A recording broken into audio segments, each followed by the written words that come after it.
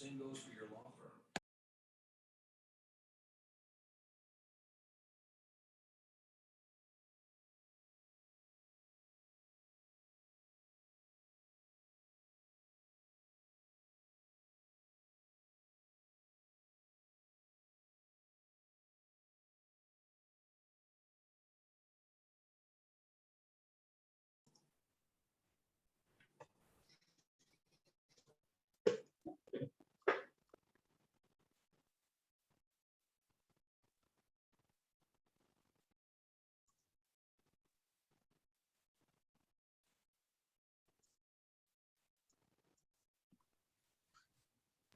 Good evening, everybody.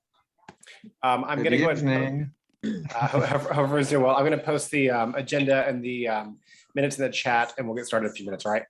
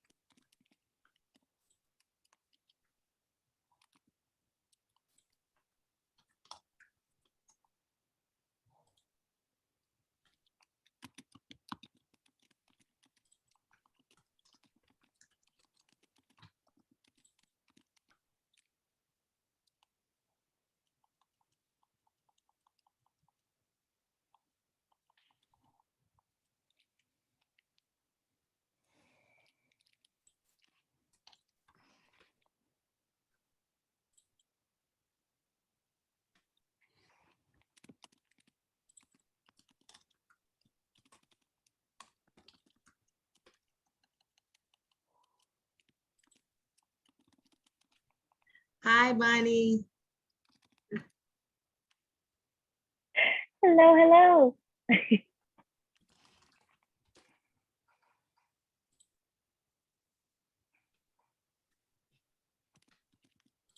Sorry. Hello, everyone. Wasn't being rude.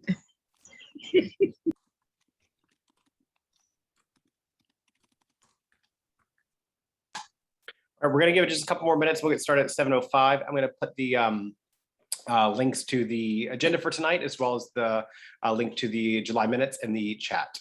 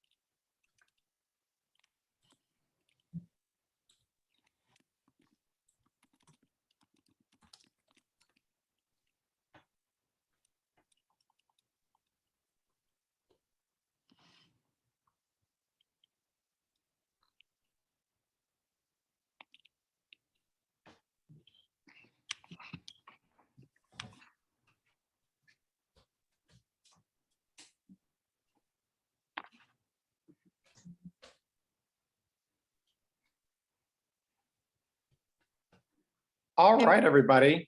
It is 7:05 p.m. I will go and call the meeting to order. I'm going to put everybody on mute for now. And then if you need to, just feel free to use the raise my hand feature, physically raise your hand if I can't see you. And if you're calling from your phone, I think it's *6. And then that can also unmute you as well, or use the raise my hand feature. Thank you everybody for joining us this evening. Unfortunately, still virtually. It's so amazing to see all of your faces. We definitely wanted to see everybody in person. Back in June, we started planning to hold an in-person meeting in August, because at that point in time, we really thought that the COVID cases were going down because they were, people were getting vaccinated. And unfortunately, with this new Delta variant, and the rise in the COVID cases all over South Florida, especially Miami-Dade and Broward, at our board meeting this previous Tuesday last week, our board unanimously, and along with our leadership team, and listen, we heard from a lot of you as well, we didn't feel like it was the right time to start going back to in-person meetings. We don't know when we're going to return to in-person meetings, but when we do, we will keep you posted. So we hesitate to say September is when we're going to do it, or October is when we're going to do it.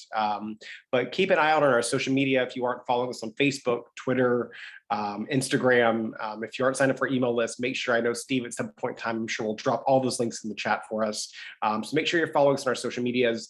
And if you aren't signed up for our text message list, we don't send out a lot, but we do send out just important things like reminding you about meetings and things like that. When we do return to in-person meetings, we do hope to see as many of you there as feel comfortable. And for those of you who might not feel comfortable joining us in person, we will still be having some form of a hybrid feature so that you can join by Zoom. And if that's something that's still popular in the future, it's something that we will continue to do. With that, thank you again for joining us this evening. And we will get right into it. As far as executive board reports, I don't think we have a quorum yet. Amanda's going to let us know when we meet quorum, and when we do, we'll go ahead and approve our July minutes. Our minutes are always available on our website at Miami-Dade or miamibeachdems.org/meetings. We also, when I can technologically figure out how to do it, with the help of our trustee communications committee co-chair, we do put our meetings that are being recorded on our YouTube page as well. For those who, for some reason, might want to catch the old ones that they might have missed. But our minutes are always there for your viewing pleasure in case you missed it, and then we put our agendas in there as well. So when Amanda gives me the thumbs up, we will go ahead and approve the minutes from July. But with that, as far as our executive board reports, I'll go ahead and kick it off. And I think most of what I wanted to say to you all tonight, I did kind of in my opening, and just letting you know that we wish that we could be with you in person, but we are so glad that you're joining us tonight. Other than that, though, I don't really have too much else to report. Some other kind of fun notables, and I think you'll be hearing a little bit more about this a little bit later in some of our committee reports. The Miami-Dade Supervisors Elections website that allows for online vote by mail enrollment and re-enrollment in vote by mail is finally up and running again. I think some of you might have caught on to the fact that we've been a little frustrated by the fact that they've been updating it for so long. It's impeded our efforts to hold phone banks, to do text banks and things like that, to very effectively reach out to our Miami Beach residents, to prepare them not only for 2022, but for what we feel like is an extremely important election for us as residents of the city of Miami Beach, which are our municipal elections. I know we've got a bunch of candidates that are on here tonight. We've got some great guest speakers that are lined up to speak, and you're going to be hearing from all of those. And hopefully very soon, as we are able to lock in some dates, we're going to resume our phone banking. We're going to resume our text banking, and we do hope to have an in-person, socially distanced canvas event, knocking door to door, so that we can enroll some of those folks and vote by mail and re-enroll those people in vote by mail. With that, I will turn it over to Amanda Knapp, our Vice President.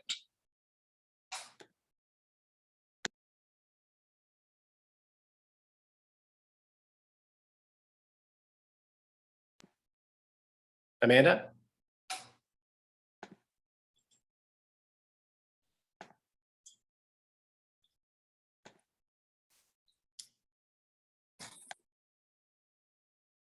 Okay, we'll skip over Amanda for right now. I think she might be switching from her phone to her computer.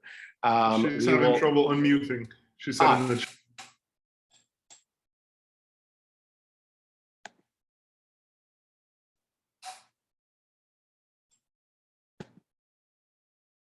She says she can't unmute herself. I don't know how to unmute you. Let's see.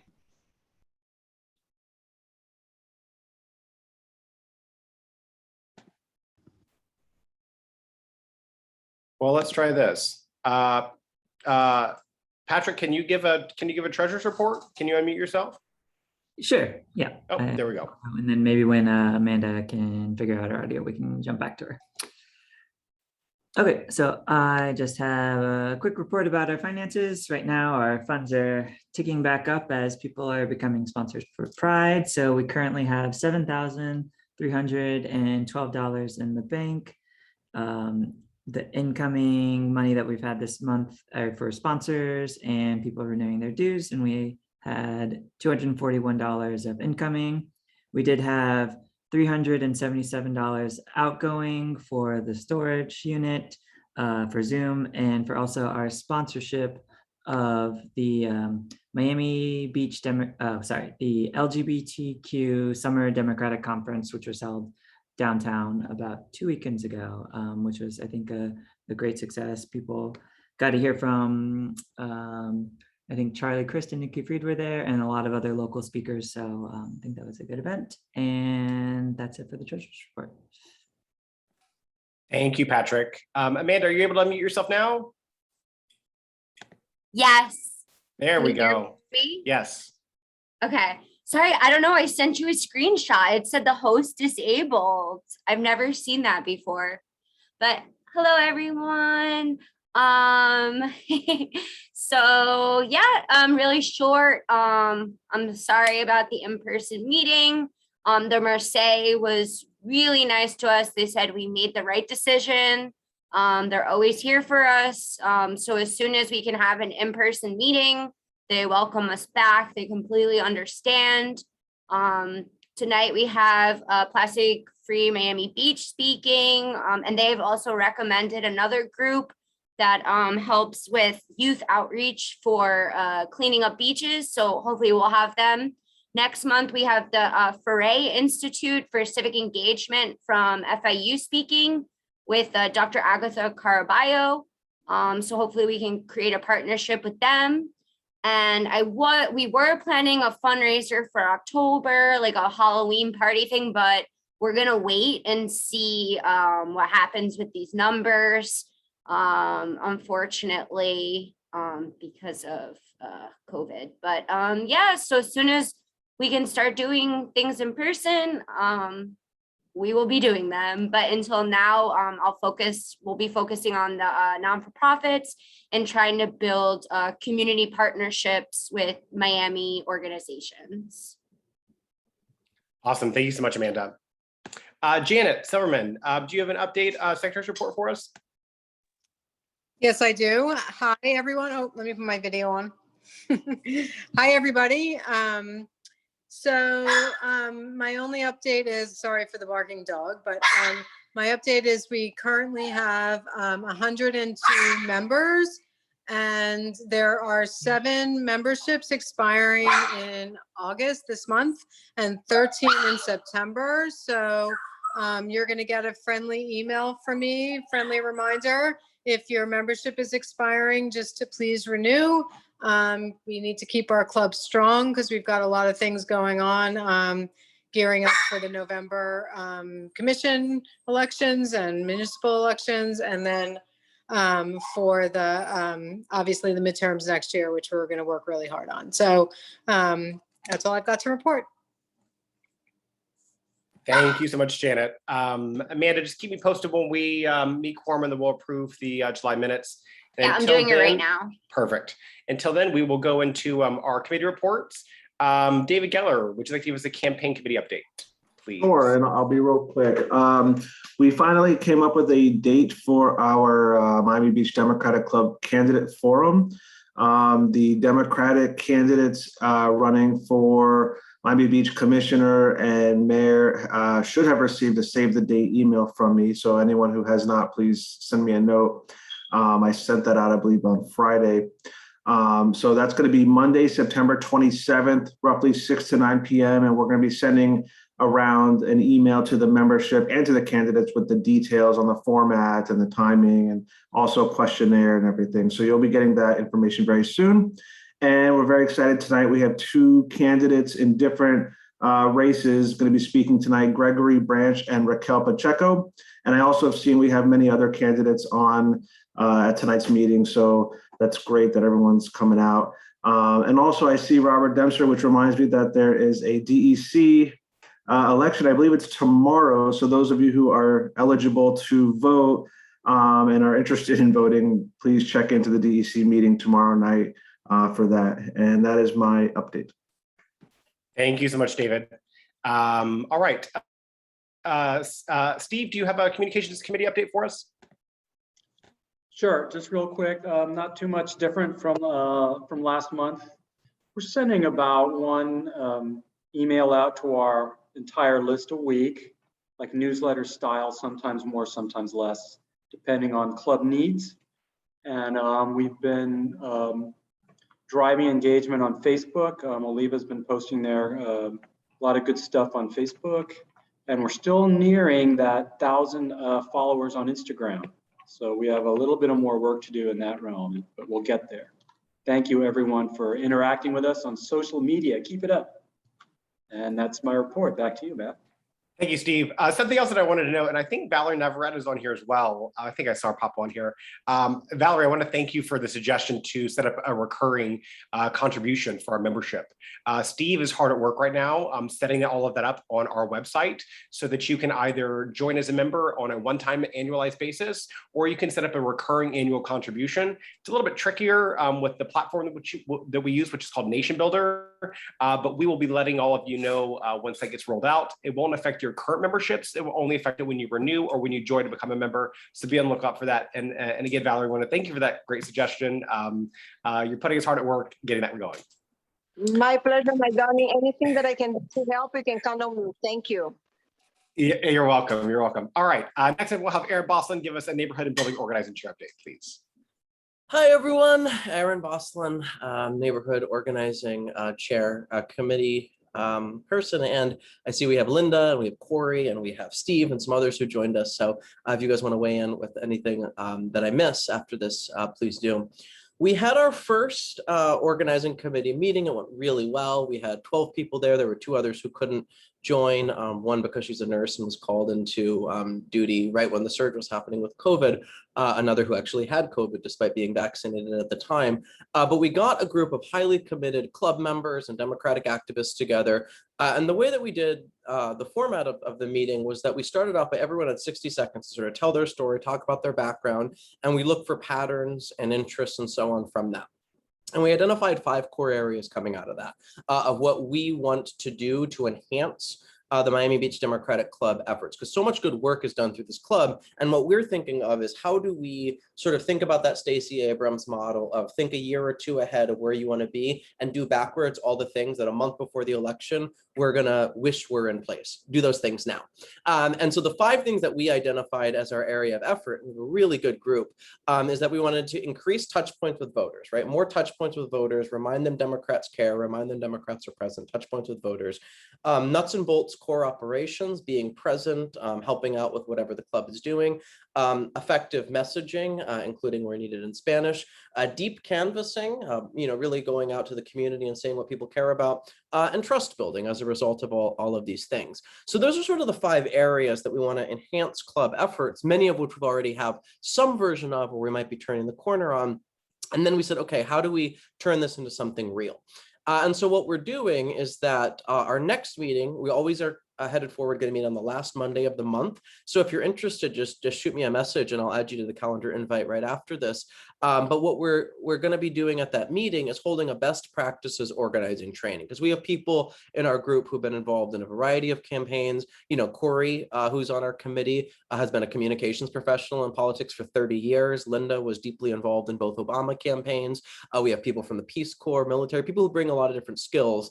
And so what we want to be doing is sort of sharing out those best practices. So the next meeting is going to be an hour. We're like religious on it's only going to last an hour because we don't want to violate faith there. But the first 30 minutes is going to be introductions of new members, and everyone's committed who attended before bringing 2 people. So everyone will have, depending on how people come, 15 or 30 seconds to introduce yourself. Then we'll do 30 minutes of skill building. And coming out of that, since we're going to have about 25 at that next meeting, Our commitment to enhance the club directly is that we're going to focus our energies in applying those skills we're going to work on to increase turnout at our candidate forum that we're going to be hosting in September. Other ideas that we want to start working on is Corey had the great idea. We want to start reaching out to highly engaged Democrats in the community. Those people who are highly engaged. We want to be doing canvassing, phone calls, texting, whatever's possible given COVID.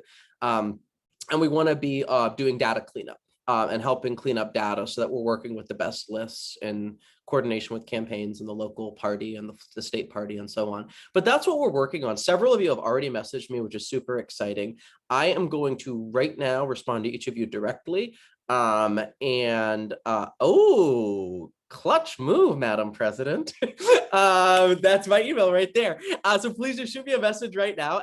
And we are going to, basically really, we want to have the people there who want to be there and want to sort of make that commitment, right? Like if you think about it like a sports team, you want people who are going to show up to the team every month, right? Like we know who's showing up for the game. So if this isn't necessarily what you're doing, that's fine. But for that core group, we're looking to build 20, 30 people who really want to be building that. So please do message me. Would love to have you there. We want to have people who are interested in doing this work year round. And yes, Jeremy, there's a story. It is quite an email. I always picture one of those scrolls that goes on for like 17 feet. I will reach out to everyone one-on-one who just messaged me. And if this idea of I want to take my energies and turn it into action, whether or not there's an election happening around the corner, this is the group for you. Linda, Steve, Corey, did I miss anything?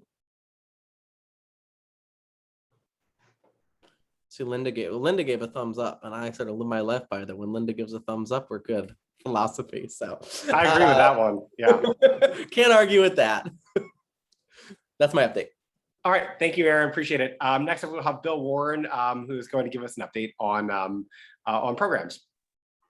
Good evening, everybody. It's good to see you. Was looking forward to an in-person meeting, but I guess this we have to do this month. Hopefully sooner or later we'll be able to get together personally.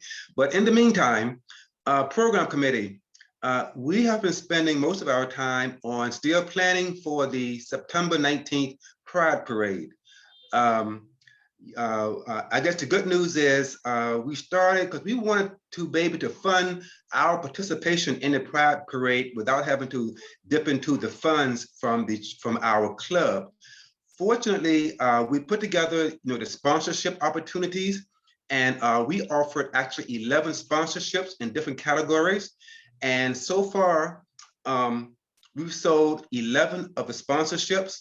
There are only 2 sponsorship positions left.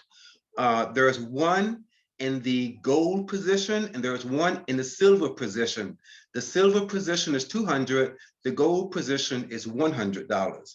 So if anyone is interested, I will put my information in the chat in a minute. My email, if anybody's interested in purchasing those last 2 spots for the sponsorship.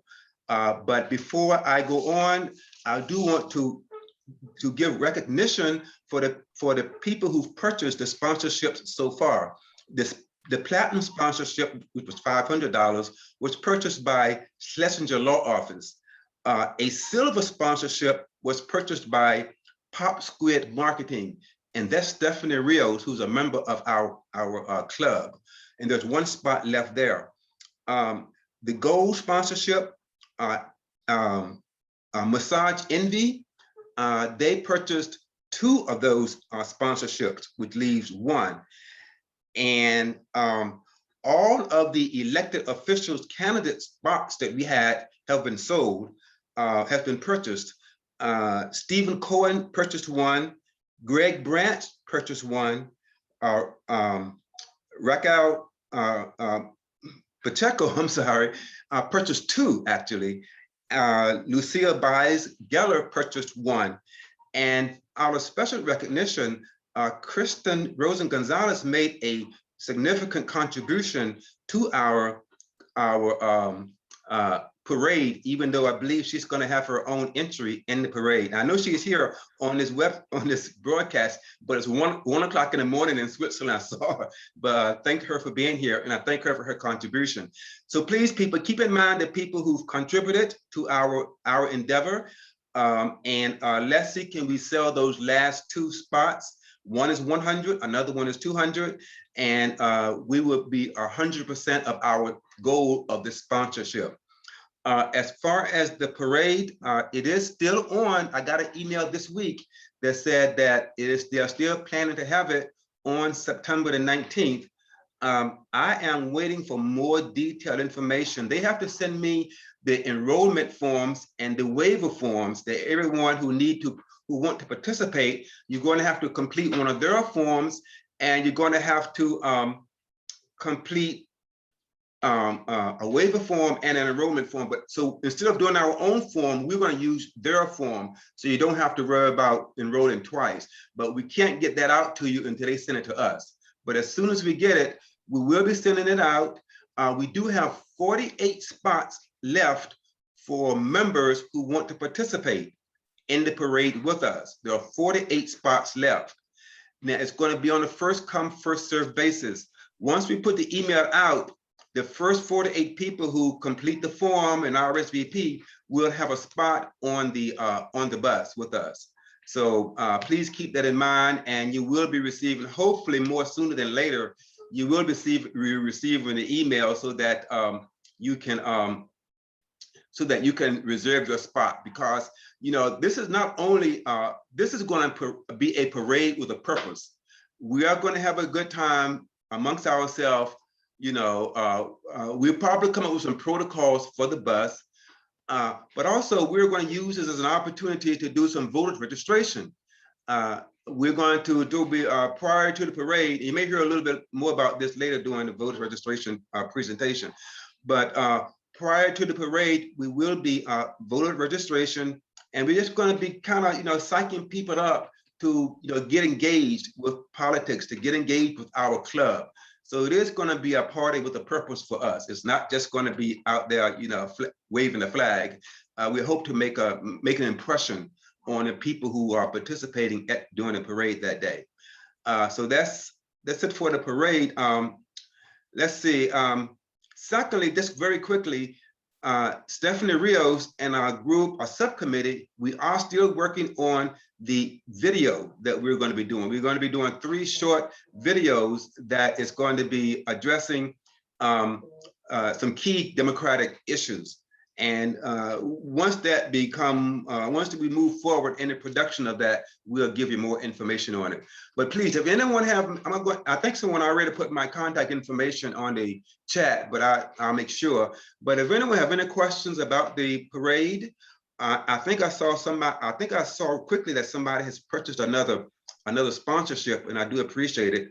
Yeah, Bill, I told you I can't ride with you all, but I'll do $100 to help donate. Just let me know how. Oh, thank you. We do appreciate it, Commissioner Gongora. Yeah, I was expecting that from you sooner or later. But again, thanks everybody. And again, if anyone have any questions, please feel free to reach out to me. Thank you. Thank you so much, Bill. Dave, I think as far as making contribution to the Miami-Dade Democratic Club, Steve, is that a link you can post in our chat, the donation page? Perfect. All right, we will move on to Naomi for a voter registration committee update. Yes, hello. Thank you, Sir President and everyone. Today, I'm going to keep it brief as we have presentations. And what I want you all to do, please. Oh, Naomi, I think you muted yourself. Oh, okay. Please have people contact me. I just put my contact information in the chat room to sign up to be a part of the voter registration committee. We have ideas, especially with Steve and Tim leading us in voter registration ideas and actually being out at the fountain. And we also have the buttons, and we can use those at the Pride Parade as well. And we've been having calls, and we actually have Bonnie here with us. She's going to have 60 seconds to introduce herself, because this is a paid effort, but we're not just trying to get people to come and get paid. We're trying to get people to come and join us to have our efforts here in the Miami Beach Club. So that's basically it. And we'll have all of that out, but email me, text me contact someone and say, please join the voter registration committee. That's everybody here. Have someone join. And Bonnie, I'm going to have you now with your 60-second shout out. I got it. So, hi guys, thank you so much for having me. I'm not just gonna be a guest. I just followed the Insta. I wanna join full time. This is my community too. So count me in. I'm not just, passing by. I'm the Florida Democratic Party's field organizer for the voter registration efforts that are new and finally year round and not just seasonal, because we can't do that. That's not effective. So I'm here to be a partner. And I love that we have a paid canvasser program. We also have a volunteer canvasser program, but we're meant to collaborate. So I'm not here to steal your members either. We're here to work together. But we're getting out into the neighborhoods. We're building neighborhood teams that much like the Obama model that won them the election in 08. And we're here to canvass in the communities, either by door knocking or attending events. And we're starting now. We're starting early. We're registering folks all over Dade, and I live right here in Miami Beach and would really love to connect with you guys further and have you guys join the team and collaborate. So I'm gonna drop info in the box. I hope that was under 60 seconds. Again, thank you for having me. You did amazing. Awesome, thank you, Bonnie. And we look forward to having you join us as a member as well. Okay, we are going to, I think that is the end of our committee reports. We're going to very quickly approve our minutes, and then we have a host of guest speakers, which is I know what everybody is actually here for, is to hear from our great candidates and wonderful guest speakers. So with that, we'll have the approval of our July minutes. Amanda, do you have a motion to approve the July minutes? A motion to approve the minutes. Right, is there a second to approve the minutes? Thank you, Linda. They're fine, I second. Perfect, thank you, Linda. Is there any discussion on our minutes from July? All right, seeing none, all those in favor of approving the minutes, raise your hand, say aye. Aye. All those opposed, same sign. Any abstentions? All right, motion carries. The minutes from our July 2021 general membership meeting were approved. Okay, so we have a lot of guest speakers tonight, and I'm very excited to have a couple of candidates like David Geller said earlier. This is the order we're going to go in. We're going to go in the order of group numbers. So we're going to have Raquel Pacheco as in group 1 first. Then we're going to have Greg Branch in group 3. Then we're going to hear from Debris Free Oceans, which is a local nonprofit that we want to hear from tonight. And then we're going to hear from Robert Dempster, who is the vice chair of outreach for the Miami-Dade DEC, to give us an update on some of the stuff going on with the DEC, as well as to talk about the elections tomorrow night. So with that, candidates, you each have 10 minutes, and then we're going to take some questions. And once my little buzzer goes off, we'll start taking some questions. Okay, so Raquel, you're up first.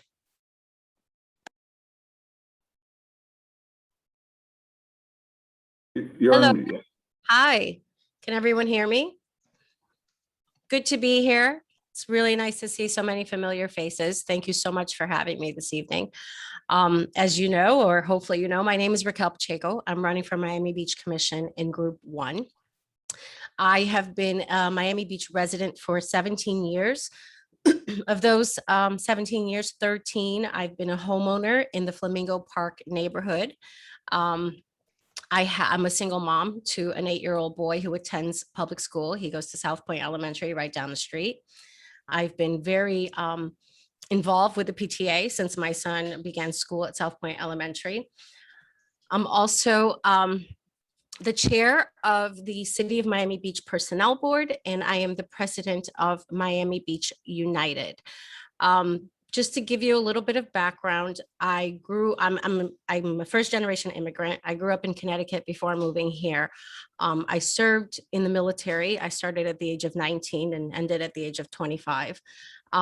So 6 years of military service in Connecticut. In 1995, I became the first female soldier of the year, first woman to hold that title in the state. And I spent a lot of my time in Connecticut working with Democratic groups like Democracy Works, which our goal was to get women and people of color to participate on city boards and committees. So I am also, a resident of South Beach. I live on 7th and Lenox, as I indicated earlier, Flamingo Park area. So I'm right in the mix of it all.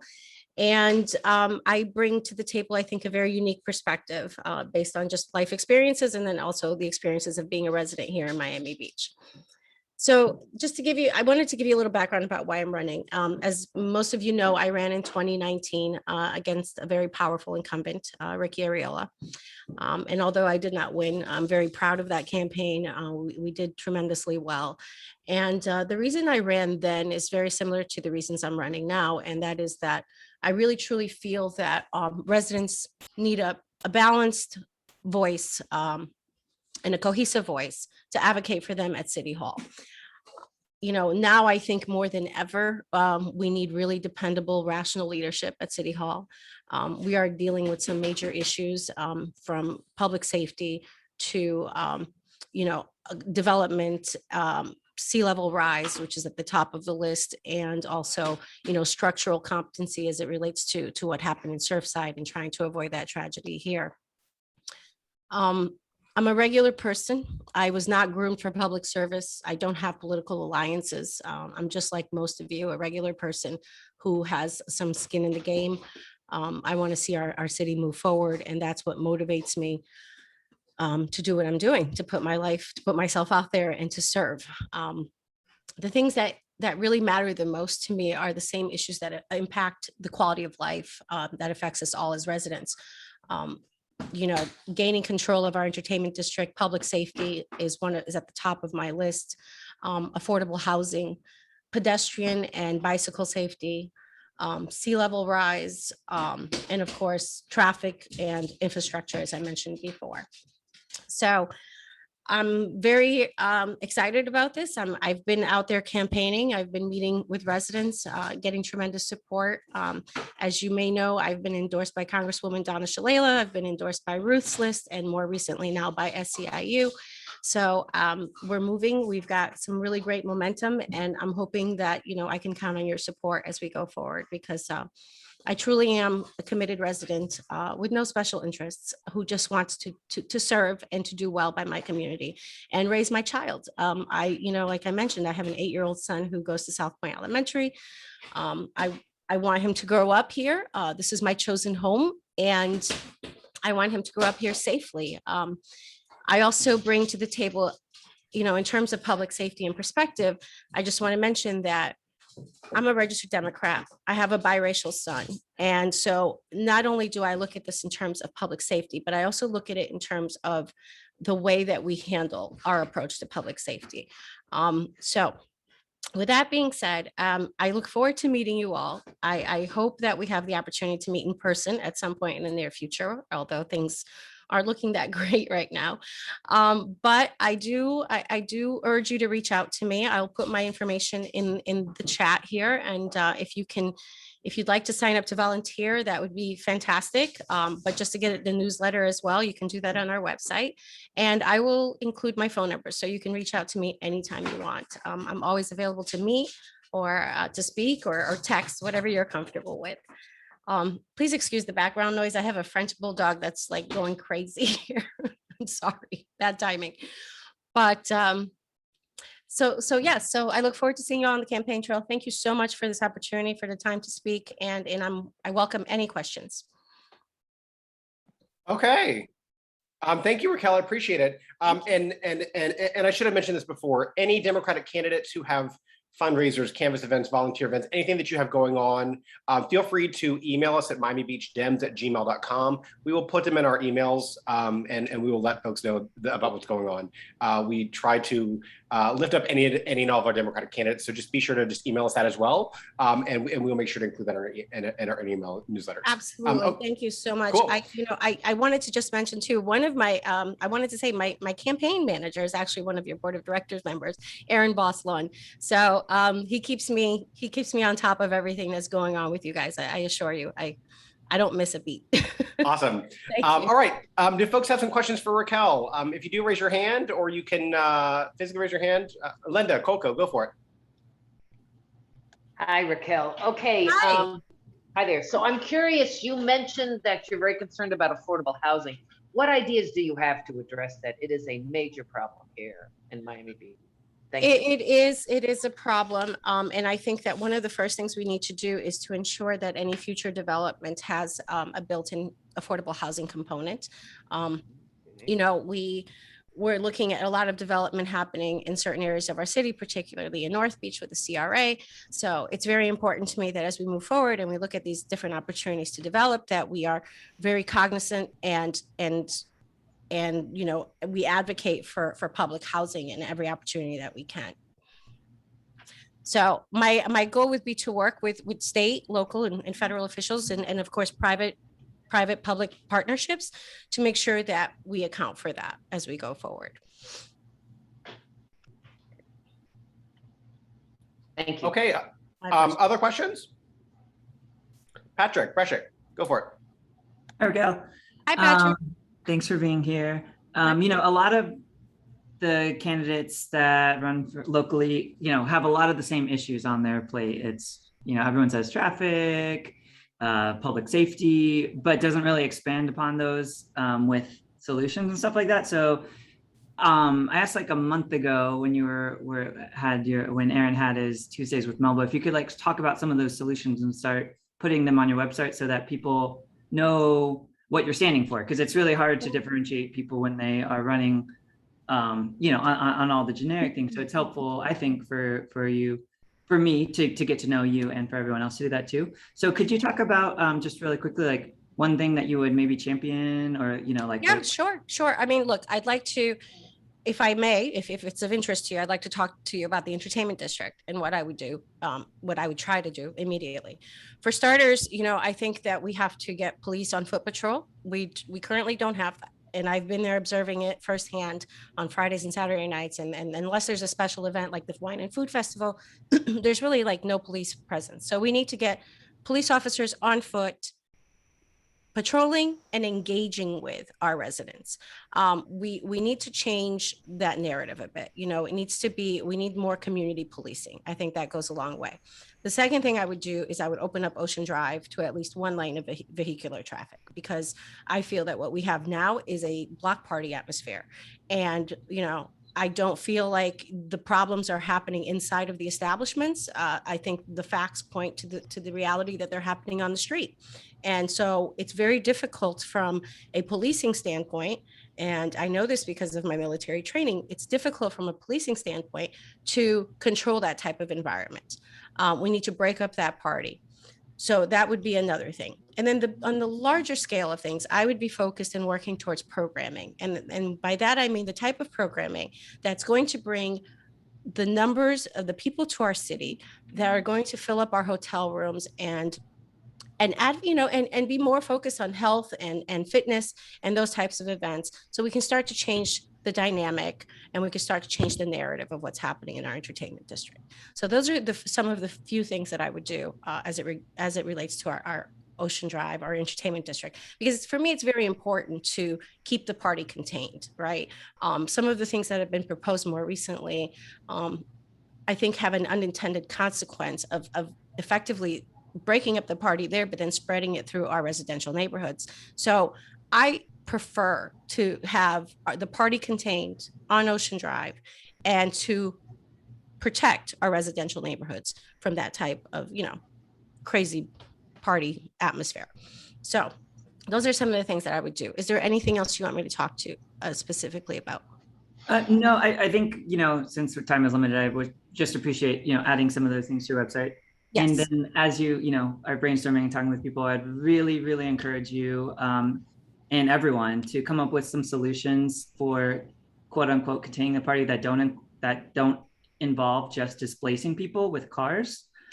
Because I'm on Ocean Drive like every weekend on biking, walking around, and it is so pleasant to have it just be a street for the people. You know, it's still a street, but it's for the people. So please, I encourage you to knock it on. I get it, Patrick. And just to be clear, I'm not saying that we can't have a pedestrian only Ocean Drive. I just don't think we can have it right now. I don't think it contributes to the lawlessness and the behaviors that are happening now. Now, down the road, as we look to redesign, you know, there's certain proposals like the Ziskowicz proposal. And I mean, there's some really interesting ideas out there. And I have absolutely no objection to having it be pedestrian only. I just, you know, as it relates to taking care of the immediate problems that we are facing right now, I think one lane of traffic would help to break up the party. And it also, it also goes beyond that to also access. We have tourists that are walking 2-3 blocks in 100-degree weather with their luggage to their hotels because they can't be dropped off. So we have to figure out ways around that, whether it's going to be through an alley, access through the backside, or whatever the case might be.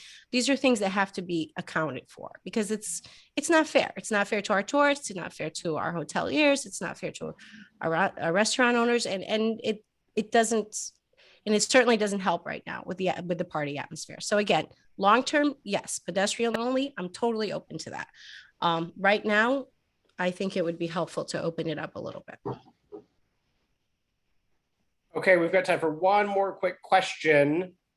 Are there non-board members who want to ask a question? If not, Amanda, I'll let you ask a question. Okay, Amanda, go for it. One last quick question. Okay. So my big thing is the environment, and as we know, we live in a very special place with sea level rising. And I just bought a condo on West Avenue, and I have heard that they're going to be raising the street, West Avenue, in a year. And now we have to pay as condo owners to raise our area as well. I don't understand from a public policy perspective of we're just going to continue keep raising roads like Sunset Harbor, which Sardinia still gets flooded all of the time. So what is your perspective of the West Avenue project that's supposed to happen in a year? Okay, Amanda, that is a great question. And when you figure it out, can you let me know? Because I gotta tell you, I don't get it either. And I want to rip my hair out sometimes just trying to conceptualize this, right? So if you understand how water flows and how it functions, you know that by raising the streets, you're essentially turning everything around it into a collection pool or a basement, right? So we've got dry streets, but we've got wet properties. So, and I don't want to say, hey, this is a completely ridiculous idea and we should rule it out completely, because maybe in some scenarios it's effective. But when I go to Sunset Harbor and I see those restaurants that are now basically underground and they have sandbags around trying to keep the water from entering their buildings, you can't convince me that that's working. That's not working. I mean, if you want a dry street, that's great. You've got a dry street, but it doesn't help. And then you look at what happened with Palm and Hibiscus Islands and those homeowners. I mean, those poor homeowners who are now having to face like their yards being excavated essentially to, it's just, I think it's time for our leadership to admit that we don't really know what we're doing and we need to bring in the experts. Personally, before we start raising streets, because that's something that we simply cannot reverse, right? I think we should start looking at permeable ground solutions, permeable building solutions. We should look for, we need better pump systems that clean the water before that goes into the bay. And we just need, maybe we need more pumps in general. But raising the streets is something that I would move forward with tremendous caution. I have been since 2019 very vocal about this.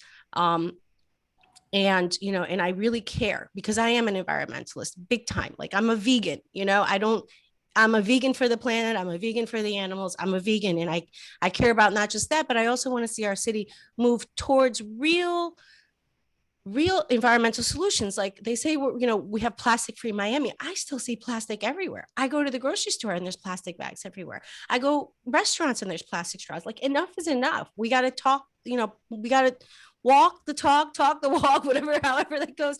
We have to live up to it. We are a city by the sea, and it's time for us to do our part and stop being so, oblivious. There are countries in South America that are far more advanced than we are in terms of their environmental policies. So it's time for us to step up and to really care about those things. I genuinely do, even as it relates to development. Like I won't entertain any development unless there's environmental components to it. It's that important to me.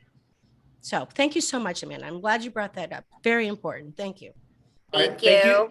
All right. Thank you, Amanda. Thank you so much, Raquel. I really appreciate you being here tonight. If you want to, please put your socials and how folks can contact you in the chat. Thank you again. My All right. pleasure. Thank you. Next up, we will have Greg Branch, candidate for commission group number 3. Greg, same thing, Right. 10 minutes. Take as much time as you want to, and then we'll launch some questions and go for it. Great. Thank you for having me, everyone. Can you hear me clearly? Can you hear me? Yes, sir. We can hear you perfect. All right, excellent. So I want to keep this same granular policy energy right now. And so I'm going to do this in reverse order. My name is Greg, but I want to respond to some of the things that we're talking about. And so first, Amanda. It's hard to hear you. Huh. It's a little like fuzzy. Yeah, Okay. it's not a good connection. All right, I'm going to do my best here. Better. You're better now. Better? All right. So, Amanda, to your point, when I walked through Palmview Island, the residents, Palmview, the neighborhood, the residents there were very concerned about what you were concerned about, which is that they would be responsible for their own containment and filtration. And so I called Eric Carpenter, and I'd encourage you to call him, because that's actually not what the current stormwater management plan calls for. The current plan calls for new structures to be responsible for their own containment and infiltration. And so it's always useful. He's very readily available and happy to talk to residents. But if you have any questions about the veracity of something you're hearing, he's a good starting point. To Patrick's question, and I agree a lot with what Raquel, candidate Pacheco said, but this is an issue that I am really planning on championing, the public safety issue, for a variety of reasons, and I'll talk about that second. But to Patrick's point, I have published a very detailed 8-point plan about how I will champion this and what we need to be discussing right now in terms of the immediate need. I do agree with temporarily opening Ocean Drive, and Patrick, I'm sure you would agree, trying to bike through Ocean Drive at 5 or 6 o'clock is near impossible. I've tried many times. So opening Ocean Drive, northbound only, 1 or 2 lanes with a left pullover valet lane, I think is a good idea. Is it displaces the street party, and it also makes enforcement a heck of a lot easier. It's really unfair and maybe impossible to ask officers to go into a crowd where they will be surrounded to enforce open consumption. They have families that they want to go home to as well. And so if we want to have more enforcement, I think making the area easier to enforce is someplace we should start. So that was 1, and 2 was obviously encouraging the police to enforce our open container and open consumption laws much more aggressively than we have. 3, and I think candidate Pacheco hit on this as well, I want to borrow additional police power. I don't want to structurally add to our budget with not only salaries and pension loads that we may not need in the future, because some of this is cyclical. But if we borrow during high impact weekends, we can borrow at other times as well to make sure that we have the acute policing we need right now. I expect other initiatives, which I'll discuss later, to have that need abate over time. 4, I want to deploy more LPRs and consider augmenting that system with point of sale driver's license scanning for points of purchase for alcohol. That would eliminate some of the underage drinking because you can't scan a fake license. I think it would also discourage or at least have those with criminal records or criminal behavior think twice about coming to our shores to purchase alcohol and contribute to some of the mayhem we're seeing in the street party. 5, I want to deploy late night sobriety checkpoints at our points of entry and exit onto our island. This is done with great success in various cities around the world. My wife's from Australia, as many of you know, and they've had it there for decades. And so the thought that you might have to face a random check of a police officer pulling you over to the side might change some behavior, might have folks enjoy more responsibly, both coming in and going out. 6, I want to revisit implementation of the stay away orders with the state attorney. 7, I want to reach a compromise with our venue owners on an agreed set of standards for the type of entertainment they import to our borders. Sometimes that comes with its own vendettas, its own affiliations, its own track record of violence. and so on and so forth. And our venue owners and managers are stakeholders here. Many of them are residents. I think that if we approach them as partners in this, we will get a response commensurate with that. I realize that a lot of this would cause us inconvenience, as Patrick rightly indicated, but we are not going to get what we want for free. It will take sacrifice in the short term. Like we said, maybe that closure on Ocean Drive is a short-term thing. Maybe it's leaving it open pedestrian only from 5 a.m. to 11 a.m. But we will not get what we want without being prepared to sacrifice for it. So why do I care about this issue? I care about this issue because obviously I live here, and I want this to be the best city it can be, but I also live here. And so while many on this call don't feel this in a way that I do, when they are walking down the street at night and people are crossing the street, if I'm not dressed to the nines, I experience this in a very different way than many of the others on this call. And I am concerned. I am concerned for the Black community. I am concerned for my sons. I am concerned for their sons and daughters. Ultimately, a lot of the imagery that is emanating from that area as a result of the street party sends a very powerful message about the Black community. And while it's not dangerous to those who have an understanding of the Black community and a relationship with the Black community, I worry about the stereotypes that my son will face. I worry about the judgments that will be passed about him with no evidence whatsoever. And in order to effectively combat that, I believe that people like me, and certainly people more recognized as a leader in the community, we need to stand up and be prepared to say that this is not behavior in some instances that we condone. This is not our values, and this is not what we stand for, so that everyone can appreciate that the Black community is not a monolith. And we don't want to be judged by essentially fringe elements any more than any other community, any more than the police community or any other community. And we can only do that if we are not complicit in the behavior. And so I probably care more about this issue for the Black community than I do for the Miami Beach community, because I will always be Black till the day that I die. So the other thing that I'd like to address, commiserate with this, is this actually happened by mistake. But the other thing that I am championing even now is that we hear a lot of people talk about our quality of life, and we need to do this for our quality of life, and we need to do that for our quality of life. Whose quality of life are they talking about? Because at the end of the day, as I started to visit these senior centers, I was ashamed, quite frankly, and embarrassed about some of the things we say are affecting our quality of life when I see Black mold all over the Blackstone and nobody gives a damn. When I visit Council Towers South and their balconies are condemned and crumbling and their commode is closed and nobody gives a damn. When I visit Villa Maria and their entryway system doesn't work. And so, look, I'm sure many of you who are active in social media have seen that I'm trying to use my candidacy as an agent of change to improve their quality of life, because some of that stuff is far more important than whether or not we can go to Ocean Drive at 3 a.m. in the morning and feel safe. Some of that is a real health and safety issue, and I think we can do better, and I think we should do better.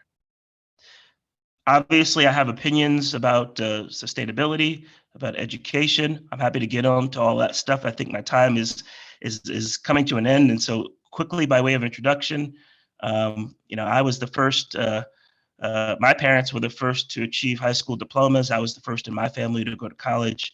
Graduated Princeton cum laude. Graduated Harvard Business School.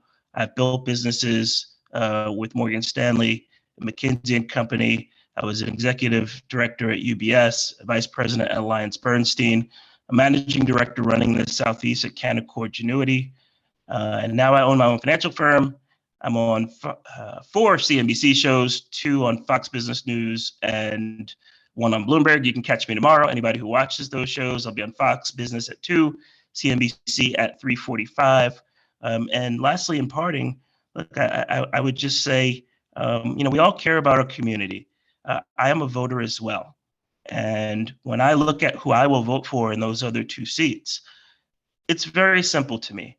I want to hear what you think about today's issues to understand how you think and what you prioritize.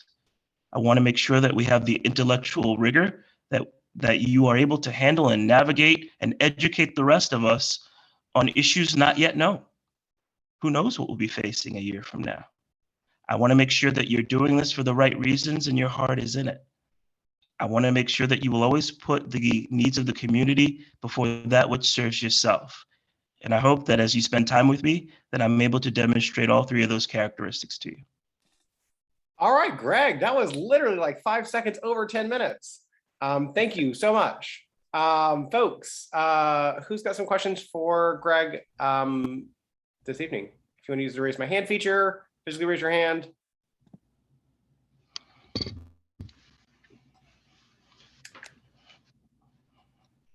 Questions for Greg?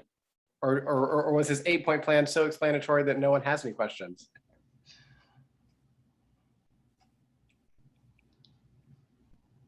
Linda has Janet? a question. Oh, Linda, sorry. There you go. I didn't see it. There you go. Linda, go for it. I can always ask a question. Okay, Greg, that was terrific. Anyway, one thing I think many of us are quite concerned, and I'm glad you've been visiting various buildings and seeing some of the scary issues. What are we going to do about these buildings these condo buildings, and I'm especially concerned about the ones with the people on fixed incomes, where they don't have the reserve and the buildings are falling apart. They have not, Right. Yeah, and they have failed their recertification process. What can we do? What do you propose as a commissioner?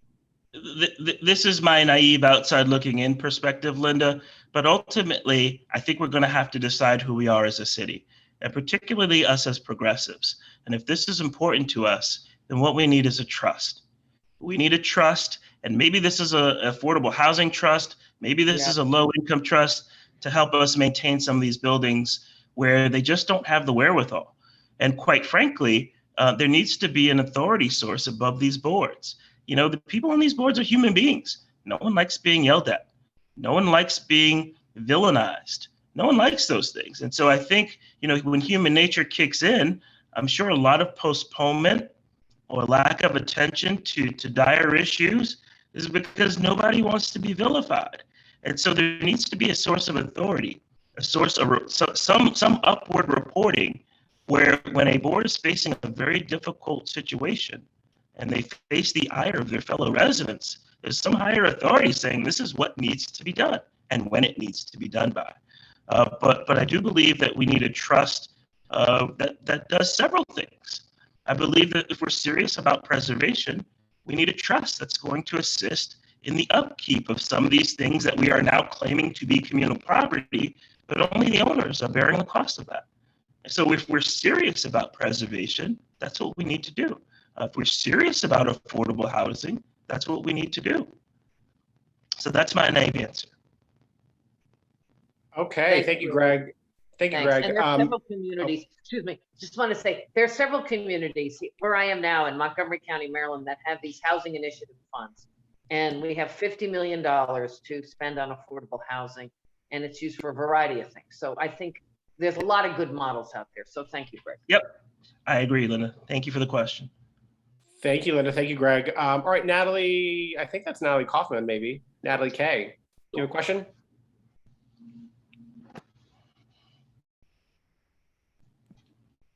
You're still on mute. Still on mute. Sorry. Hi, Greg. I was hoping you could share some specific ideas or maybe even just one idea in the subject of sustainability, which to me is something that keeps me up at night. I think we all know we're on the front lines of it here in Miami Beach. And I really think I would like to see us take a leadership position, and I don't think we have. Yeah, I would agree with that. I think one of the things that this commission, the next commission, and the commission after that has to first realize and understand is that the burden of educating our residents is probably greater than it used to be. You know, when I was growing up, at least, I know this is frightful to say, but most of you are probably younger than me on this call. But when I was growing up, we had established We had common understandings of what was good information and what was bad information. And with the accessibility of broadband and now people getting their news from Facebook and their phone, and I think we see this in our own community, that we just don't know what good information is and what bad information is anymore. So I think, to be honest with you, Natalie, the first step is that the commission has to understand there's a greater burden to educate, to actually have the true facts and bringing them to the people so that they can understand the need for raising a road or not raising a road, so that they have access to real experts, not getting that information from me and you take my word for it that I consulted an expert. So I think we need to do a much better job of that, so we're at least all dealing with the same fact set. And at the end of the day, look, this is a battle that's going to continue with or without us, right? Nature doesn't sleep. And so I think it is paramount that we all get on the same page and decide what we're going to be. And once we decide that, the actions will, I think, dictate themselves. We can quibble in individual neighborhoods about who's paying for what and did this need to be done now, but we are hurling headlong to the same destination, whether we sit here and argue about it or not. And we get to decide if we're going to get there in 10 years or maybe 50.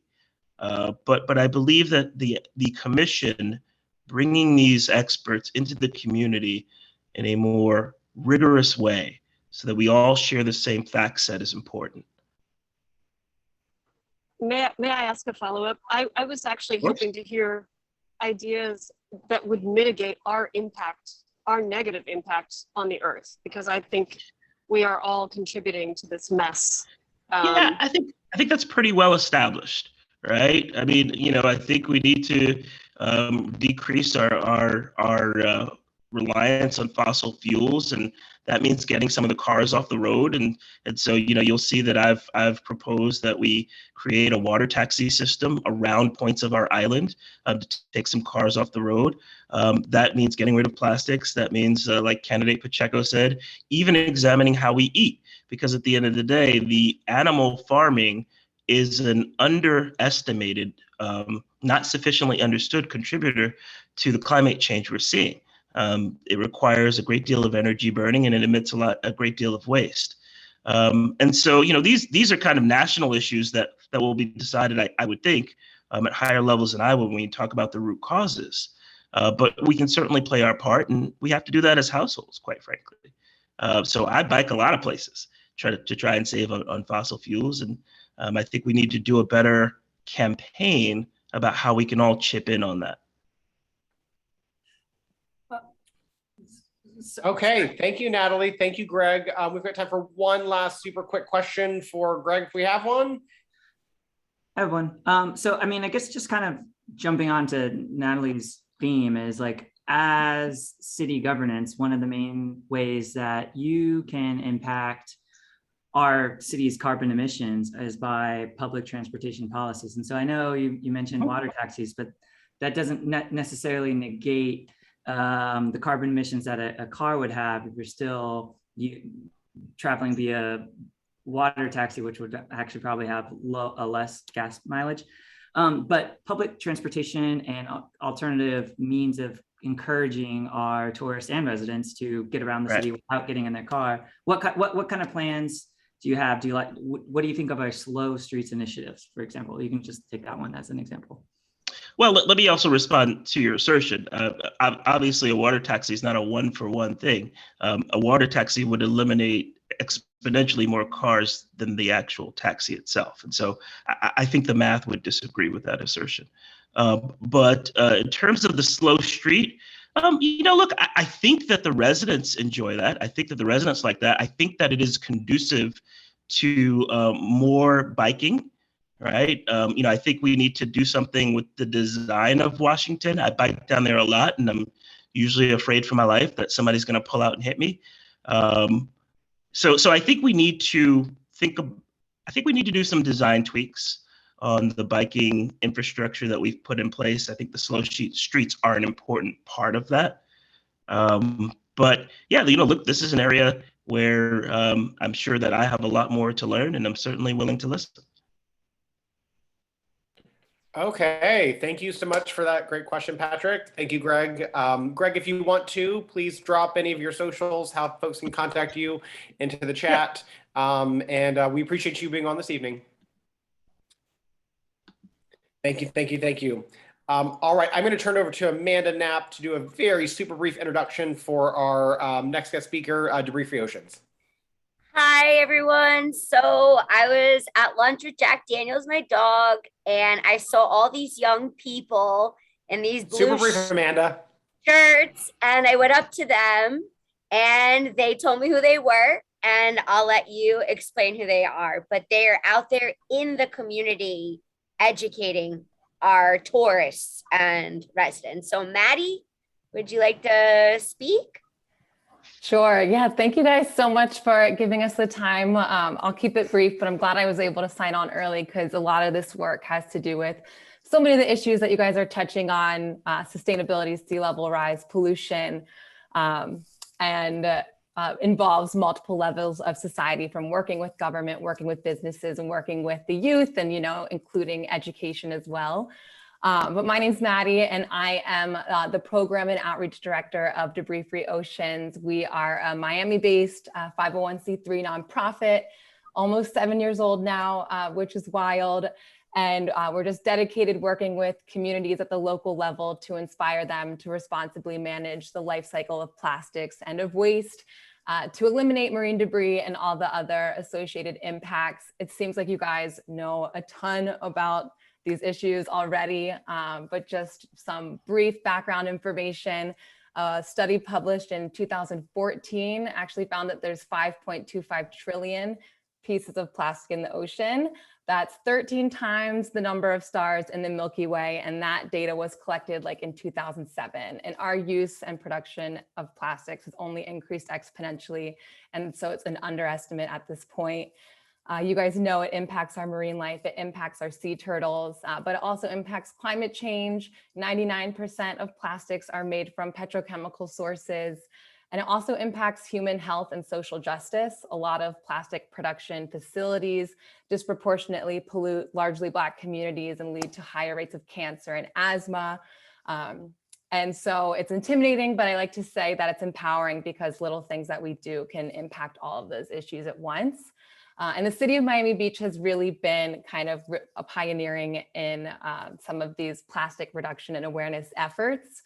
At Debris-Free Oceans, we have a couple of different programs. We do cleanups where we really prioritize making them fun, so we're not always preaching to the choir and we're getting other people out there. So we do keg and cleans where you get free beer the whole time if you bring a reusable cup, and bar crawls, bar crawl pickups where we clean the streets and you get beer if you bring your reusable cup.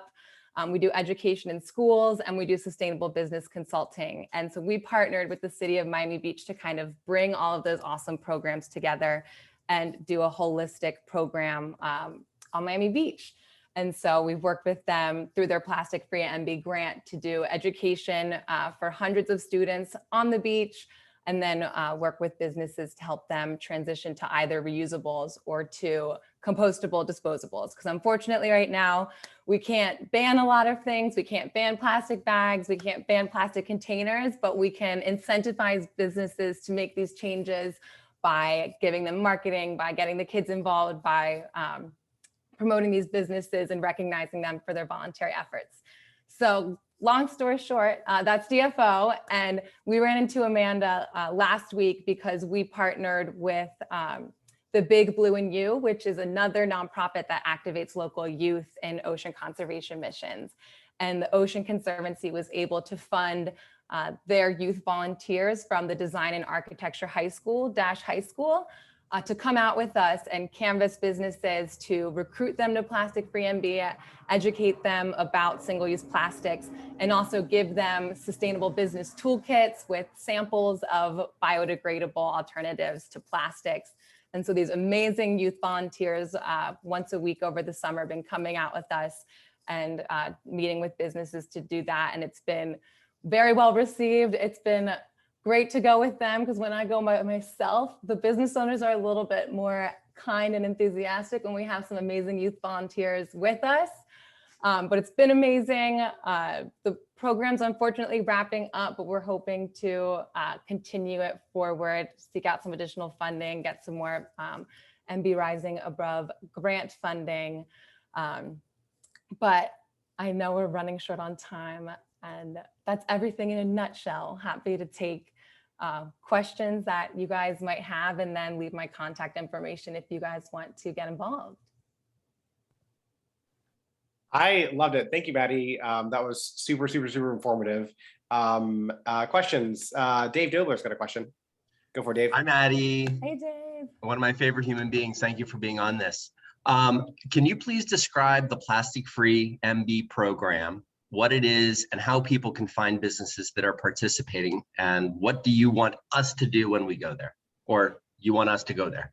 Yes. So Plastic Free MB is about 2 or 3 years old now, and it's a voluntary certification program where the city of Miami Beach will certify local businesses that eliminate certain single-use plastics from their operations.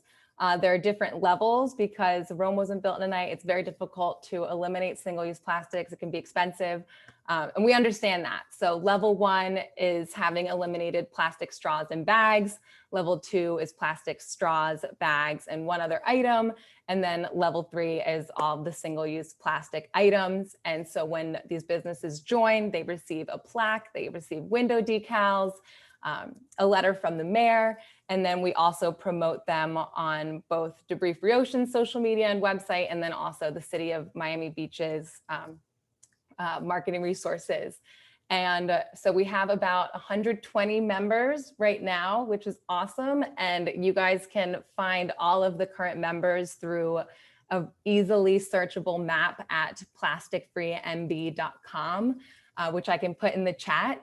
And so definitely use that if you guys want to vote with your dollars every day and support these businesses making those changes. You can check out that map and then visit them, give them your business, and then, you know, go also that extra mile and share about it on social media, bring a friend, tag us so we can reshare it, because it's just as important that we give these businesses our dollars, but then also promote them on social media, encourage other people to do the same. And yeah, does that answer everything? I don't know if this is part of the question, but if how many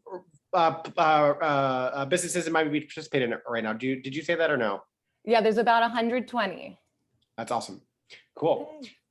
Dave, did she answer everything for you? Yeah, I knew all the answers on that. I know exactly what plastic free MB. Yeah, she did a great job doing that. We really wanted, plastic free MB was an idea that came from Mayor Gelber after he had done some cleanups, and he saw the amount of trash that was in that was along the MacArthur Causeway. And so this was an idea that he had. I think his daughter may have had something to do with it as well, because she got very interested in what she saw. So this is a program that is a pure business incentive, and I love that Debris Free Oceans is out talking about the program to bring on new restaurants, because COVID came and, you know, everything just evaporated. So a nonprofit like DFO stepping up and filling in a void is going to be what makes this program work versus it failing. So thank you, Debris Free Oceans, and everybody go to plasticfreemb.com and find a business that has chosen to go plastic free, and go spend your money there and let them know that you appreciate it.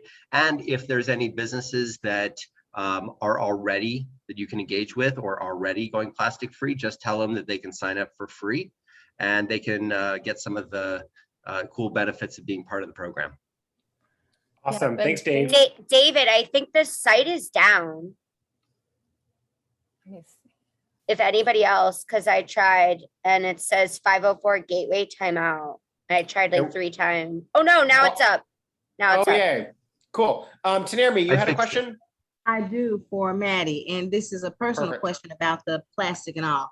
I'm aging myself now, but I've been a tree hugger forever, like way back in the day before all of this high-tech stuff.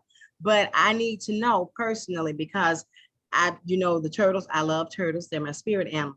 But what are we supposed to do about garbage bags? Or is that just going too extreme? Or are we just saying, let's start small and try to get there? Because I'm trying, but I don't know what to do about garbage bags. Or is that an issue anyone mentioned? Or am I too extreme? No, that's something I've always struggled with too. There are people working on trying to come up with a great solution for that. There's this one company that's looking into a dissolvable bag that's like hot water activated that one day could dissolve. But right now there isn't really a great solution. Even when we do our beach cleanups, we still bring plastic garbage bags to tie everything up because unfortunately a lot of stuff can leak in transport if it's not properly tied. And there are those bioplastic compostable alternatives, but we don't have an industrial composting facility here in Florida, so those won't break down here. Fortunately, those aren't the items that we really necessarily find polluting our beaches, polluting our coastlines, because they're not these single-use items that people use all the time for really short periods of time and then toss and then either end up in landfills or the environment. So I think we should start with these hot button, not super necessary single-use items first, again, because those are what we're really seeing impacting our coastlines. And then eventually, hopefully we'll have some good solution to the plastic garbage bags. But don't worry, I'm here still feeling guilty with you too. Well, I can sleep at night now that I know someone else is thinking about it. But you guys, I get Amazon Fresh delivery, for example, and they come in paper bags. I use those as my garbage bags. And in my building, everybody who shops at Whole Foods uses the paper bags as garbage bags. And I also get like deliveries like Amazon, and the bags are big, or like you can use them as your bathroom garbage bag. So like you should use every single piece of plastic. I use the paper, but sometimes you have to have the, like for the beach cleanups is Yeah. But I mean, in your house, like just reuse the plastic in any way you can. I actually go into my condo's recycling building, their recycling bin, and I take the garbage bags that have the plastics, and I empty them out because you cannot put the plastic bags in your recycling bin. And don't tell Dara, but I bring them and I wash them and I use them here. Good for you. Okay, thank you so much for that question, Taneri. Maddie, if you will please put your contact information in the chat. Oh, you already did. Any links to social so folks can follow you and all the great work that Debris Free Oceans is doing. And thank you so much again for joining us. We really appreciate it. Thanks. All right, our final guest speaker for the evening is going to be Robert Dempster. He is the Vice Chair of Outreach for the Miami-Dade DEC. He's going to give us a brief update on what's going on with the DEC, as well as talk about the DEC chairs and Vice Chair of Programs election for tomorrow night. Thanks so much, Robert. Hey, thank you so much. A wonderful introduction, Matthew. Thank you to the Miami Beach Dems for having me tonight. You guys are one of our most active, one of our best practices type of clubs. We really appreciate all the work that you're doing. Want to give a special shout out right now to David Dobler, because that is the most incredible environmental work story that you're washing out garbage bags from the recycling. Next level. I appreciate it. Really quickly, because I know your meeting's running a little long, I want to give you guys the opportunity to ask me any questions that you may have about the DEC. A little bit about myself. I am a first generation immigrant from Jamaica. I moved to the city of North Miami Beach when I was 14 years old. I've been here pretty much ever since, with the exception of the time I spent at Stetson University getting an economics degree that I've never used. I am, I started off in the Progressive Caucus. I joined the Miami-Dade DEC. I was a member for about a year. I ran for office as a secretary, not because I particularly like taking minutes or I'm a very good typer. I am neither of those things, but because I understand the importance of representation in the leadership of these boards, And that was, the price that I would have to pay to be on the executive board and be able to have input into directing, the direction of our party. I served as a secretary for a few years.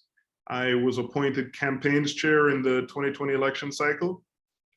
We had an incredibly successful municipals campaign. I was the municipal campaigns chair, and we endorsed 11 candidates, and 9 of those 11 candidates won their races. That's not to say that we won all of those races. David Geller, I see you looking at me very hard about Lucia's race. Lucia won that on her own, but we're happy that we were able to contribute to it in any way that we can. So also, I don't know if you guys know this or not, but another one of the people that we endorse and work very closely with, little known county commissioner by the name of Daniela Levine Cava, went on to become the Miami-Dade County's first Democratic mayor in 20 years, I believe, and the first female mayor of Miami-Dade County in the history of our wonderful county. So from a municipal standpoint, that was the most, it's far and away the most successful municipal campaigns program that, our party has ever run. I am extremely proud of what our team did, and I was honored to chair that committee and really get that work done. After the 2020 election, I took a look at what I felt needed the most effort in the party, and I decided to run for vice chair of outreach. I won the vice chair of outreach. I have been doing that for the last 8 months. And when our chair decided to step down, I took a look around and, I realized that I was the best candidate, most equipped to lead our party into the next, into the short term, which is the 2021 the 2021 municipals. The big ones are, Miami Beach, where you guys are, City of Miami, City of Hialeah, and Homestead. The medium term, which is going to be our midterms in 2022, and the long term, which is the 2024 presidential. I can tell you a couple of things. One, the work that we have to do is a gargantuan amount of work. There's no hiding that. We have a ton of work to do. We're not going to be able to do it by waking up in August every year when there's an election and working for 3 months and then being absent from these communities for the rest of the time. It is going to require a year-round commitment, much like what you guys are doing. And that's why I'm so inspired when I see these updates and I hear what, I hear from Matthew and I see what you guys are doing. I've said this many times before, if we had 10 Miami Beach Dems, we'd have every municipal seat in Dade County would be blue. You guys are incredible. Your activism is truly, truly inspirational. That being said, we need to be in these communities working year-round, and we need to all understand that the results that we want in 2024, we're not going to get them in 2024. We're going to get them now. It's the work that we're doing now and next year and the year after that's going to get us to where we need to be in 2024. The other thing I can tell you is that I am 100% convinced that we can do the work that we need to do, despite how intimidating it may seem. We can do it, but the only way that we can do it is if we are all working together, regardless of how progressive you might feel you are, or how moderate you might feel you are, or whatever your particular wing of the party you feel represents you. In the event that I'm elected, one thing that I'm going to make my primary mission is to make sure that everyone in the party, regardless of where they feel they fall on the ideological spectrum, realizes that the 99% of things that we all agree on and all have in common are the priority. And to not let the 1% of things that we may disagree on stop us from accomplishing the things that bring us together and really bind us.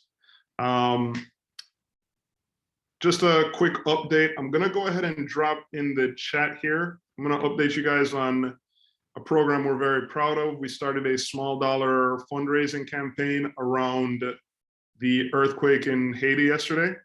That literally went live, I would say, at like 4 p.m. And so far, as of a couple of hours ago, it was up to $2,300 in small dollar donations. So we're extremely proud of that. I'm gonna go ahead and drop that link. I know most of you guys should have gotten the email on that, but I'm gonna go ahead and drop that link in the chat here. And with that, I'm gonna ask all of you who are members of the DEC to carve out some time tomorrow to make sure that you can show up to the meeting at 6 p.m. and vote. And just give you the opportunity to ask me any questions that you may have about our county party. And thank you.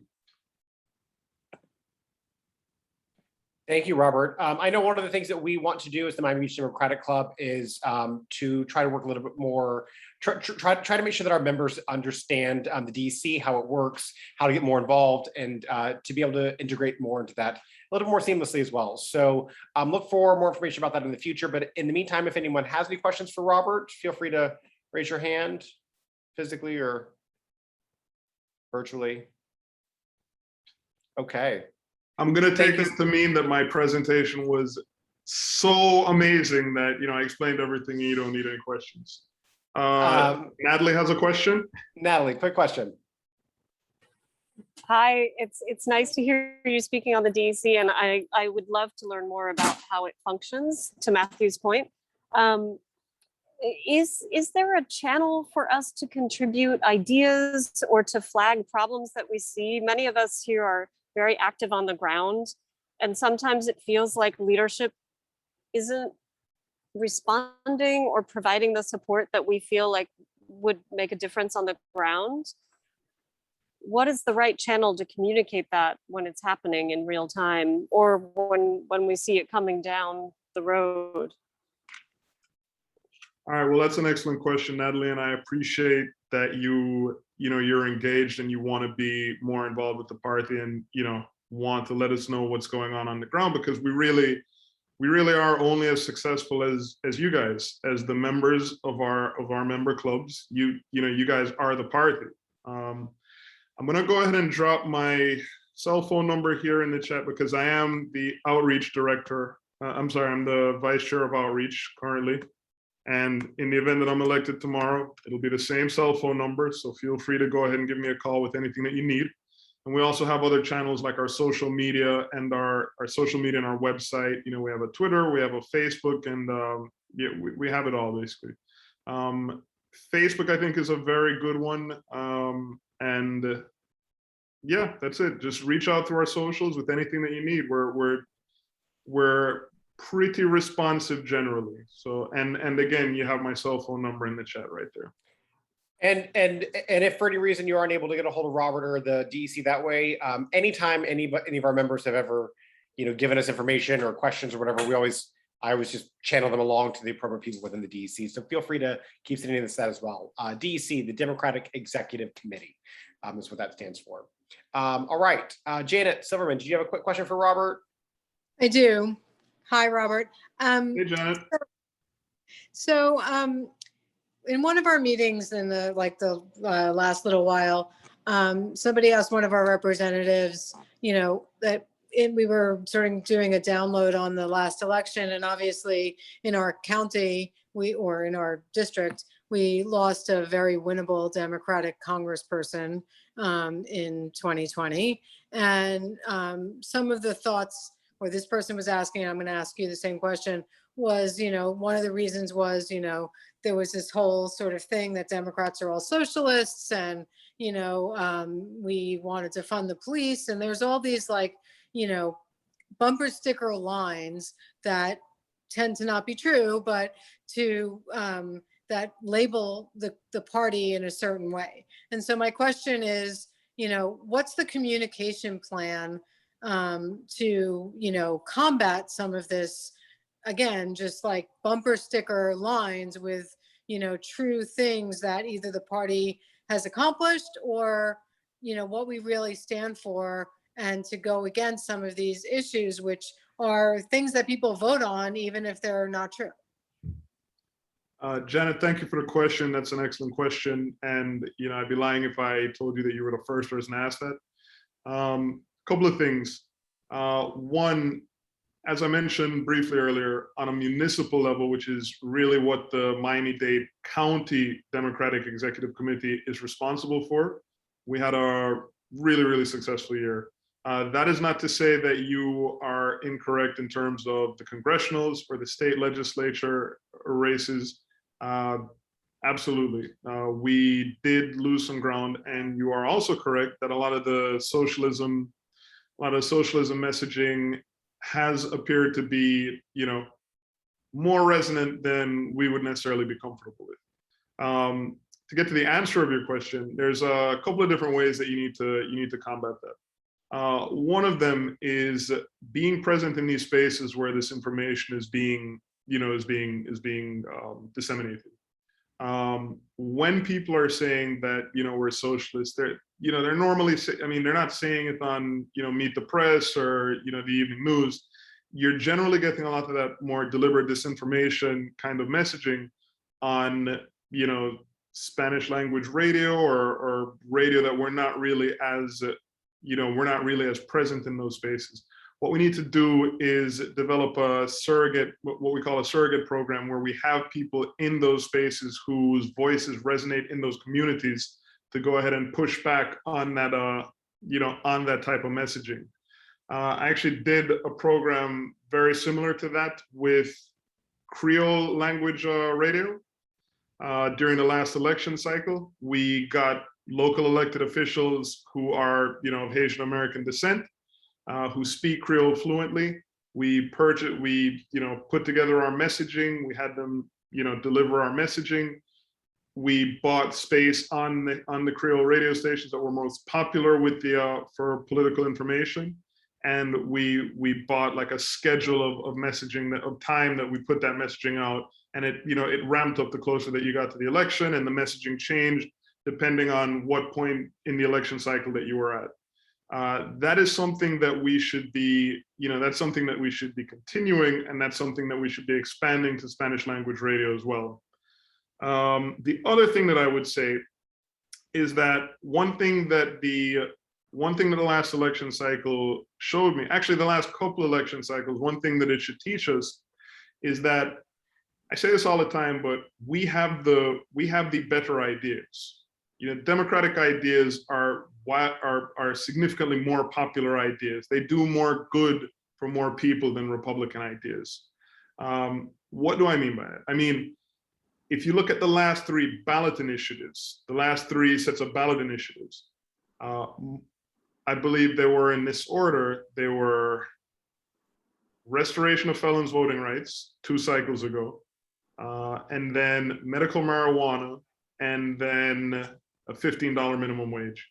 And I know all of those things seem, they seem like no-brainers in 2021 America, 2021 Miami-Dade County, but you have to put yourself back to when they were being proposed, and they were considered to be wildly progressive ideas that had no shot of passing in Republican Florida. What happened? All three of those ballot initiatives, when they were put in front of the people, they passed with over 60% of the vote. What does that tell you? That tells you that our ideas are broadly popular. We have better ideas. People like our ideas. The issue that I think that we have is that our ideas are not being associated with our party and our candidates. And what we need to do is we need to have a presence in communities year round, where we are putting together, events or things of value to those communities that will kind of rebrand that will serve to rebrand the Democratic Party in the minds of those communities. What the goal is to get people to get our communities to associate the Democratic Party and our candidates with our ideas, because we can't continue to have our ideas be significantly more popular than our candidates and our electeds. Does that answer your question? I believe that was Janet. Yes, thank you. Okay, thank you. Thank you so much, Janet. Steve Hollis, do you have a super quick question? You're good? Yes. Hello, Robert. I do have a question. One of the things we need to compete and win is money. The other side, I think, is killing us. If you look at their voter registration numbers, you look at the videos they produce, I think they have more money. I mean, I'm pretty sure they do. What will you do as DEC chair to raise more money? All right. a general principle for, my general, principle is pretty simple. The things that have been working, we need to keep doing those things, and we need to put more resources into them and scale them up. What has been working is our Blue Gala. Our gala, I want to say the one previous to the pandemic was the most successful gala that we've ever had. We raised, I want to say, I think we netted something like 300,000, which is an amazing amount of money. It's a great gala. We need to, keep doing that, and we need to scale it up and try and make that better. The next thing that we need to do, and I am a very, very firm believer in this, is that we need to, as well as the Blue Gala, as good as the Blue Gala is, we need to lower our reliance on a once-a-year event to basically fund, our operations for a calendar year. I think that we need to start transitioning to putting a lot of effort into small dollar fundraising. We need to do the small dollar fundraising, and we also need to start thinking kind of outside of the box and start looking for money outside of Florida, because there are a lot of states where, there's a ton of money there. There's a ton of energy and passion there. But if you live in California, it really largely doesn't matter. You're not going to get the same return on your investment donating in California as you will in Florida, and specifically in Miami-Dade County, because we are the largest swing state in the, we are the most populous swing state we are the most populous county in the largest swing state in the United States. So any dollar that you spend here is going to have an outsized, return on your investment. And we can sell that. And we have started doing that. We just recently, 2 weeks ago, we had a fundraiser. We had a small fundraiser that we co-sponsored with the Texas Democrat Party. And, we both sent them out. We both sent the same thing out to, each other's, to one big list from both of our lists, and split the money down the middle. This is the kind of thing that we need to be doing more of. Some of the things that, Joyce, I see you waving your hand for the last 10 minutes, and you're making me feel so bad. What can I answer for you, Joyce? Well, I was very pleased to see that you are doing something about Creole, and I brought this up at our last meeting. The fact is that most of our work is done, political work by the party is done in English. And I was corrected. I had read that 70% of people in Miami-Dade have Spanish as the first language. I understand it's only 50%, so I stand corrected, which is fine. But I think and then I read that the Spanish language radio stations are for the most part to the right of Trump. And so people are listening to all of this, and I think that's where the socialist comes from and all of that. You're exactly right, Joyce. I am astounded that, and I'm not a Spanish speaker. I mean, I know some Spanish, but I have discovered that I was flabbergasted that the Democratic Party doesn't do more of a reach out to Cubans and to other Spanish speaking people.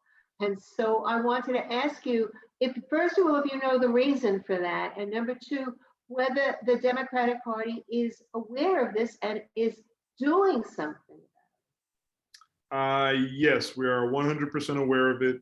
We are currently working towards, increasing our outreach to the, I hate to say the Hispanic community, because there is no Hispanic community. In Miami-Dade County, we are a county made up of a lot of little villages.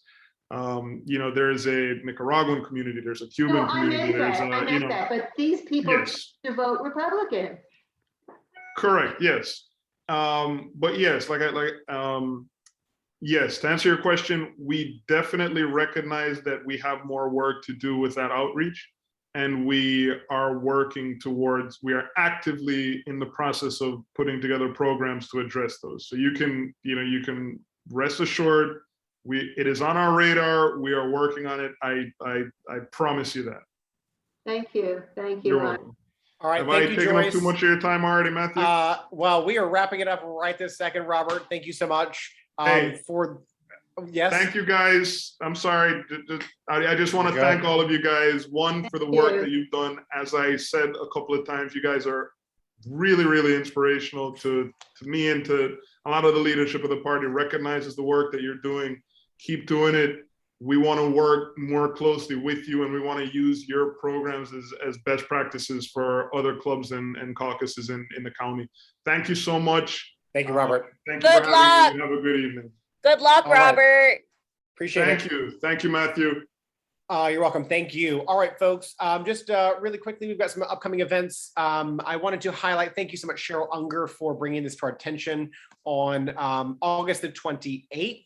Saturday at 10 a.m. There's going to be a votercade. It's going to be kind of like a car caravan marching for Florida voting rights. You can RSVP at www.votercade.us. This is on our agenda. We'll also be posting some stuff about this on social media. You will be meeting up at your congressional members' offices. So if you are in CD 27, you'll be meeting up at Salazar's office. If you're in, congressional district, whatever else, you'll be meeting up at whatever else that is. I'm going to drop this in the chat. Also, Janice, I don't know if Janice is still with us this evening. Janice Good is still with us. Janice was one of our board members who just resigned as one of our board members. We hate to see her go. We are so glad she's still with us and is still one of our active members, and can't wait to see all the great volunteer work she's going to continue to do, including, I'm sure, some more postcards, phone banks, and text messages, because she is a rock star at all of that. But due to her resignation, we will be holding a special election to fill her board seat at our October general meeting. Again, since we don't know yet how that is going to be done, whether it's going to be in person or whether it's going to be virtual or a hybrid of both, we will keep you posted as to how we'll be conducting that election. Most likely it will be conducted via Election Buddy, as we've done in the past, since we'll be, if we are someone in person, we'll be doing a hybrid election. And then last but not least, our next meeting will be held on Monday, September the 20th at 7 p.m. To be determined whether it's going to be in person or virtual. We will keep you posted. Like Steve said, make sure you connect with us on our socials. Reach out to us on Facebook, Instagram, Twitter, miamibeachdempt@gmail.com. We love to hear from you guys. We appreciate it. Thank you all so much for coming tonight. And we look forward to seeing you all very soon. Have a great night, guys. Thank you. Good night. Good night.